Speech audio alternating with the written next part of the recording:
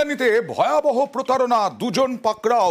1 কোটি 2 কোটি নয়, 49 কোটি টাকার প্রতারণা। ব্যাংক অ্যাকাউন্ট খুলে দেওয়ার নামে দুজন পাকড়াও।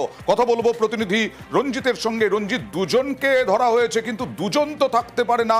49 কোটি টাকা কতজনের কাছ থেকে এরকম প্রতারণা?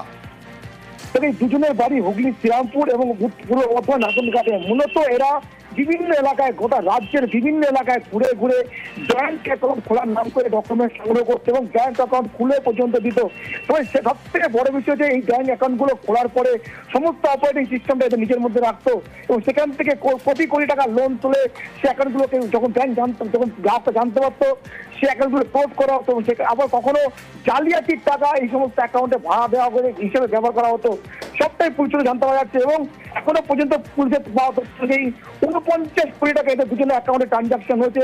3টি মোবাইল বাজেয়াপ্ত করা হয়েছে এবং পুলিশ খতিয়ে দেখছে এই চক্রের পেছনে আরো কারা জড়িত রয়েছে। ইতিমধ্যে তাদেরকে কল্যাণী আদালতে তোলা হয়েছে। কতজন প্রতারিত এখনো পর্যন্ত কিছু জানা যাচ্ছে? তাদেরকে তো টাকা ফেরতের ব্যবস্থাও করবে পুলিশ নিশ্চয়ই। দেখো, এখনো পর্যন্ত পুলিশ শুধু জানতে পারা যাচ্ছে শতাধিক অ্যাকাউন্ট তারা খুলেছিল, সমস্ত অ্যাকাউন্ট থেকে লোন তোলা হয়েছে এবং পাশাপাশি এই অ্যাকাউন্টগুলোতে জালিয়াতির টাকা পর্যন্ত ট্রানজাকশন করা হয়েছে।